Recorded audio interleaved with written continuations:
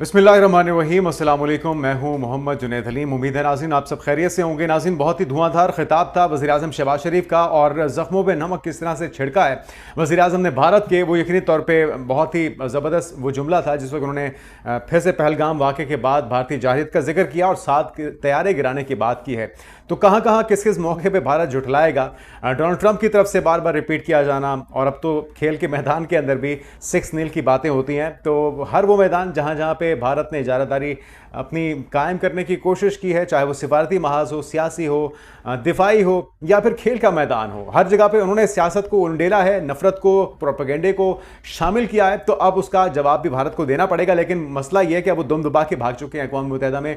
मोदी जी खुद तो पहुंचे नहीं, लेकिन जिन नुमाइंदों को पहुंचाया है या भेजा है वो भारत को बेकसूर साबित करने में नाकाम रहे हैं। तो शहबाज शरीफ साहब का खिताब अभी से कुछ देर में आपके साथ शेयर करते हैं, उनकी कुछ अहम जो गुफ्तगू आपको सुनवाते हैं। लेकिन इस मौके पे कंट्रोवर्सी जो सामने आई है वो सोशल मीडिया के ऊपर सामने आने वाली वो तस्वीर है जहां पे ख्वाजा आसिफ साहब वजीर दिफा के बिल्कुल ही पीछे एक ऐसी खातून शमा जुनेजो नामी बैठी हुई है जो कि इसराइल की टाउट है या जासूस है।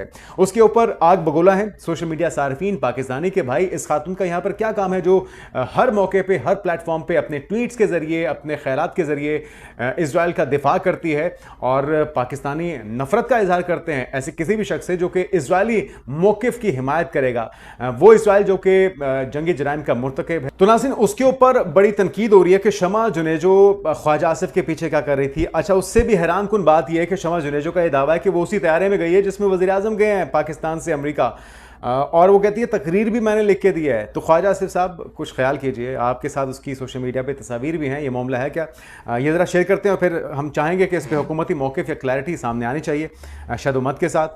साथ में नेतन्याहू नाज़रीन जो जंगी जराइम का मुर्तकिब इसराइली भगोड़ा, वो जिस वक्त तकरीर के लिए आया अक़वाम मुत्तहिदा में तो वॉकआउट कर दिया। अक्सरियत जो थी वहाँ पर मौजूद जो नुमाइंदे थे, जो मंदूबीन थे, जो सरबराहान मुमलिकत थे, उनकी तरफ से वॉकआउट किया गया है, शेम शेम के नारे लगाए गए हैं।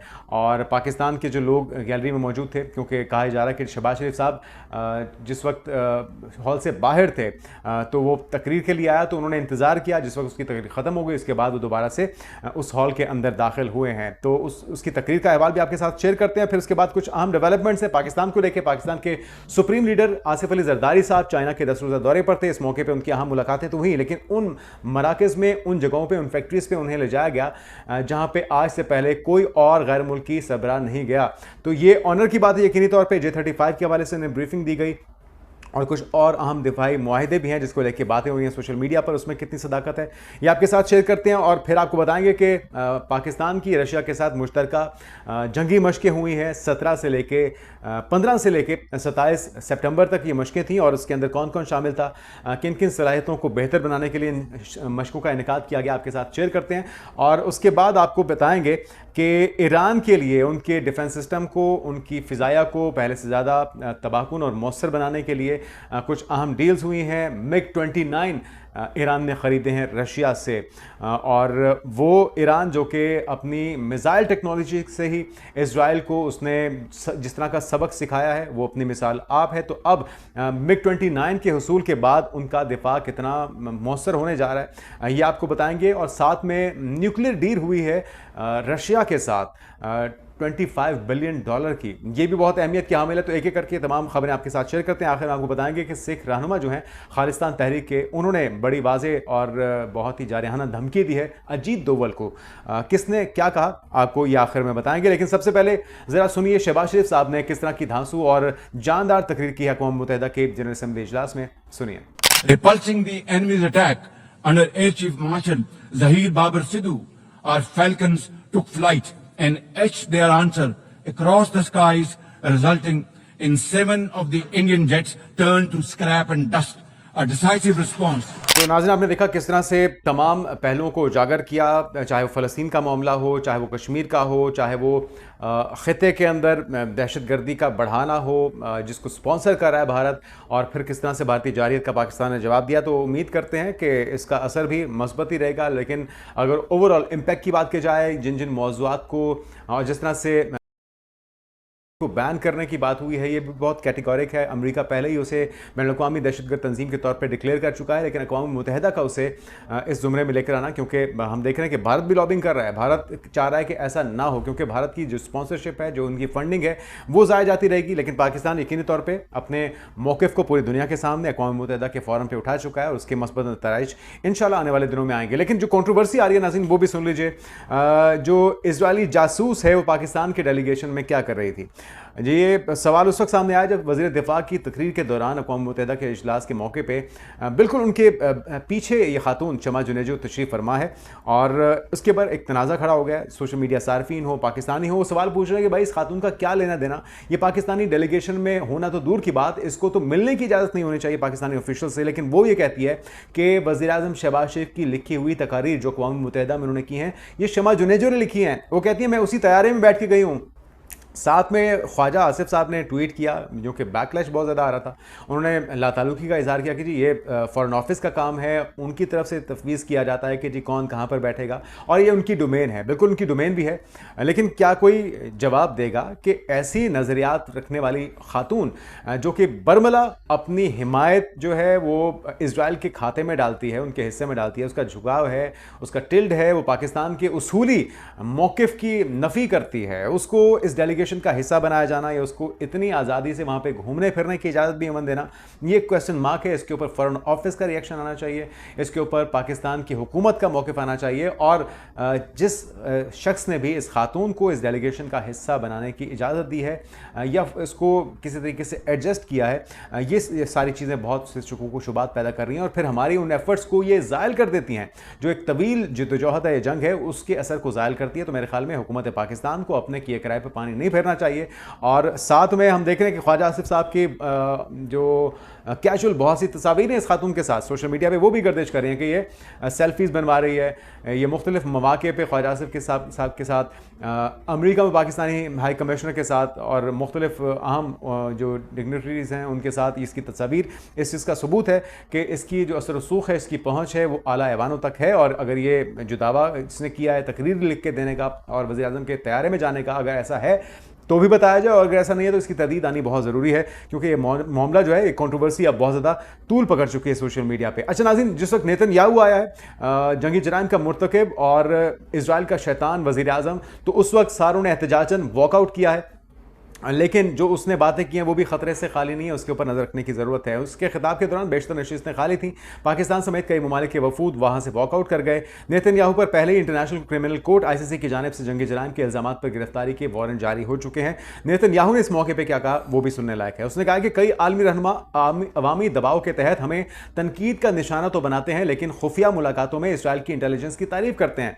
अच्छा, ये जो इल्ज़ाम है ये बहुत ही संगीन है, क्योंकि हम ऐसा ट्रैक रिकॉर्ड देखते हैं मुस्लिम रहनुमाओं का, जिसमें पाकिस्तान की अपनी जो बरादर मुल्क हैं, इस्लामी मुल्क हैं, अरब मुल्क हैं, उसके अंदर भी हमारी सफ़ों में भी काली भेड़ें मौजूद हैं और उनकी निशानदेही पर ही ज़रूरी है। जो डबल गेम करते हैं, बज़ाहिर तो कहते हैं कि जी इसराइल गलत कर रहा है, लेकिन अंदर खाते उसको स्ट्रेंथन करते हैं, उसके मौक़िफ़ की हिमायत करते हैं। अच्छा, नेतन्याहू की तकरीर के दौरान नाज़रीन हज़ारों फ़लस्तीनी जो हामी थे वो मुजाहिरीन सड़कों पर निकल आए और टाइम स्क्वायर और न्यूयॉर्क की सड़कों पर वो एहतजाज करते रहे, फ्लेक्सेस और प्लेकार्ड्स उठाए हुए फ़लस्तीन के हक़ में और इजराइल की जाहिरियत के ख़िलाफ़ ये एहतजाज होता रहा। एक मुजाहरा करने वाली खातून ने कहा कि जंगी मुजरिमों को सुकून या नींद का हक़ नहीं होना चाहिए और हम इस बात की बिल्कुल हिमायत करते हैं कि ये सिलसिला फ़ौरी तौर पर रुकना चाहिए। उम्मीद करते हैं इसके बाद सदेबाब निकलेगा, दुनिया होश के नाखून लेगी और शटअप कॉल दी जाएगी नेतन्याहू को।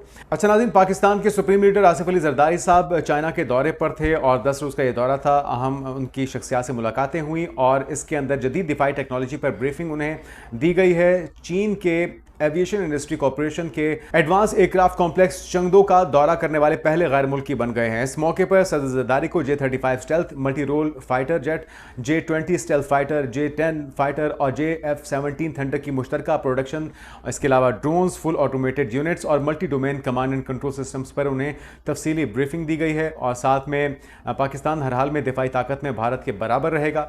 पाकिस्तान अपने पड़ोसी दुश्मन मुल्क भारत को दिफाई शोबे में खुद पर हावी नहीं होने देगा।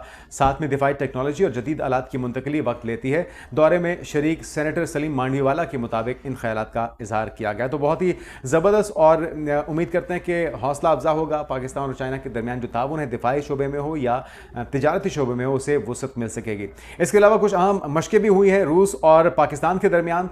रोज़बा 8 ये मशक़ें थी नाज़रीन और ये 15 से 27 सितंबर के दरमियान मुनक़िद की गई। ISPR के मुताबिक मशक़ का जो मकसद है वो इंसदादी दहशतगर्दी ऑपरेशन में तरीक़ेकार, हिकमत अमली और महारत को मज़ीद बेहतर बनाना था। इस तकरीब में पाकिस्तान आर्मी के vice chief of general staff मेहमान खुसूसी थे और रूसी फ़ौज के आला हुकाम भी इसमें मौजूद थे। तो ISPR के मुताबिक इस मुश्तरका तरबियत का एक बड़ा मकसद जो है पाकिस्तान और रूस के दरमियान तारीख़ी फ़ौजी ताल्लुकात को मज़ीद मजबूत बनाना था। इसके अलावा नाज़रीन अगली खबर की तरफ आते हैं और वो है ईरान की तरफ से अपनी फ़िज़ाया को पहले से ज़्यादा मजबूत बनाने का मिशन, जिसमें MiG-29 जो रूसी तैयारे हैं उसकी खेप उन्हें मौसूल हो गई है। इस पेशरफ्त ने इसराइल और अमेरिका में तशवीश को मज़ीद बढ़ा दिया है, जिससे इसकी फ़िज़ाई सलाहियत में नुमाया इजाफा होगा और लगता है कि ईरान को इस बात का एहसास हो गया है कि जंग में फ़िज़ाया कितनी अहम हुआ करती है, क्योंकि मिसाइल से उन्होंने काफ़ी नुकसान पहुँचाया लेकिन वो इतना नहीं था जितना होना चाहिए था आइडियली। तो अब फाइनली ईरान ने अपनी फ़िज़ाया को स्ट्रेंथन करने के लिए अपने जो तैयारे हैं उसकी नई खेप हासिल कर ली है। उम्मीद करते हैं कि इस बार अगर जारियत होगी तो उससे बहुत ज़्यादा मुंह तोड़ जवाब दिया जाएगा जो माजी में इजराइल को मिला था। यही नहीं है नाज़रीन, रूस के साथ एक और बड़ा दिफाई मुआहिदा भी हुआ है और वो है हमगजान के शहर सरीक में 4 नए न्यूक्लियर रिएक्टर्स तामीर होंगे और $25 अरब का ये मुआहिदा रशिया के साथ ईरान ने कर लिया है। अच्छा, ये जो नाज़रीन ऑलरेडी इनका एक प्लांट है जिसके ऊपर बहुत से रशियंस भी काम करते हैं, ये नतंज में है और रूस और चीन ने ईरान पर पाबंदियों की वापसी को 6 माह मौखर करने की जो करारदाद है वो भी तस्लीम किया है, उसे मंजूर किया है। रूस ने अमेरिका और इसराइल के ईरानी न्यूक्लियर साइंस पर हमलों की मजम्मत भी की और साथ में इसराइल का जो इल्ज़ाम है ईरान एटमी हथियार के करीब है सबूत नहीं देता, ये तो हमेशा से लगाता रहा है इसराइल भी और अमेरिका भी ईरान के ऊपर इल्ज़ाम, लेकिन वो कहते हैं कि जी हमारे इमाम खुमैनी का ये जो फतवा था जिसके मुताबिक हमने एटमी हथियार बनाने ही नहीं है, हमारा टारगेट ही नहीं है। हाँ, हमारे पास कैपेबिलिटी है और हम अपनी तवानाई की ज़रूरियात को पूरा करने के लिए इसे इस्तेमाल करते हैं, इसे अफजुदा करते हैं। तो ईरान का मौक़िफ़ है कि हम एटम बम नहीं बनाएंगे और सदर मसूद पेज़ेश्कियान ने UNGA में यही मौक़िफ़ दोहराया है। तो उम्मीद करते हैं कि ईरान जो है वो इन पाबंदियों के बावजूद अपने आप को स्ट्रेंथन कर रहा है। पाकिस्तान उनकी हर फोरम पे ना सिर्फ हिमायत करता है बल्कि इस जंग के मौके पर पाकिस्तान ईरान के साथ कंधे से कंधा मिला के खड़ा था। और साथ में नाज़रीन जो एक बहुत ही ज़बरदस्त एक पेशरफ्त यह है कि पाकिस्तान बैक वक्त रशिया के साथ अच्छे ताल्लुकात रखे हुए है, अमेरिका सुपर पावर के साथ अच्छे ताल्लुकात रखे हुए है, चाइना को साथ लेके चल रहा है और इन तीनों सुपर पावर्स के साथ बैक वक्त शायद ही कोई मुल्क हो जो कि एक साथ इतने अच्छे ताल्लुकात को इस्तवार कर पाए। और उससे बड़ी बात यह कि ईरान की भी हम खुल के हिमायत करते हैं, सऊदिया के साथ हमारा दिफाई मुआहिदा हो चुका है। जो पाकिस्तान की सिफारती कामयाबियां हैं ये यकीनी तौर पे उसका इदराक भी है, उसका समर भी है। और वो लोग जो कि 4-6 महीने पहले पाकिस्तान को तनहा करने की बात हो रहे थे कि इनको IMF की तरफ से लोन नहीं मिलेगा, इनको कोई इन्वेस्टमेंट नहीं आएगी, इनके कोई हिमायत नहीं करेगा, तो आज सारी सुपर पावर्स पाकिस्तान के साथ खड़ी हैं। तनहा कौन है? वो जो नफ़रत फैलाता है, वो जो प्रोपेगेंडा करता है और वो जो पाकिस्तान के ऊपर अपनी जाहरियत और दहशतगर्दी के ज़रिए पाकिस्तान के माहौल को, अमन को ख़राब करता है। अच्छा जी, खालिस्तान की जो तहरीक है नाज़रीन वो भी ज़ोर पकड़ रही है और जो गुरपतवंत सिंह पन्नू साहब हैं उनकी तरफ से धमकी लगाई गई है अजीत दोवल को।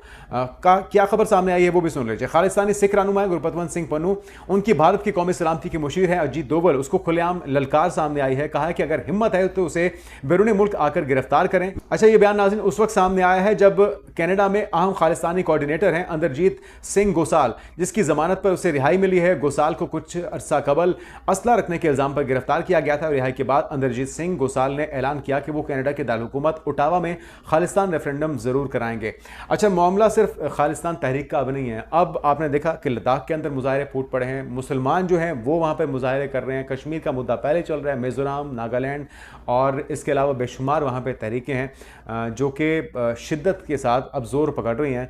और जो हाल ही में नेपाल के अंदर हुकूमत का तख्ता उल्टा गया है, जो बांग्लादेश में हुआ है, उसके बाद लोगों को समझ आ चुकी है कि अब इस तरह से धौंस, ज़बरदस्ती और जुल्म के साथ अब हुकूमत नहीं कर सकते और उम्मीद करते हैं कि इसके बाद ये मोमेंटम इस कदर मौसर होगा कि इससे भाजपा सरकार या तो ट्रैक पे आ जाएगी, जिसके आसार तो बहुत कम है, क्योंकि जो पॉलिसी है, जो आइडियोलॉजी है, ये तो वही नाज़ीज़ वाली है या आरएसएस की वही इंतहा पसंदाना पॉलिसी है जिसके तहत इजराइल फ़लस्तीनियों के ऊपर मज़ालिम ढाता है और भारत में मुसलमानों और अक़लियतों के ऊपर घेरा तंग किया जाता है। लेकिन बहरहाल ये खुली धमकी लगा दी गई है गुरपतवंत सिंह पुन्नू की तरफ से, और उनकी तरफ से कहना है कि जी इस बार किसी किस्म की कोई रियायत बरती नहीं जाएगी, क्योंकि माजी में हम देख रहे हैं कि सिखों को बहुत ज़्यादा दबाया गया। अभी हाल ही में आपने देखा कि 486वें बरसी के मौके पर बाबा गुरु नानक के करतारपुर आने की इजाज़त नहीं थी। पूरी दुनिया से सिख पाकिस्तान आए और पाकिस्तान ने उनको वेलकम किया, लेकिन भारत से सरहद पार से सिखों को यहाँ पर आने की इजाज़त नहीं थी। तो उनको गम गुस्सा जो है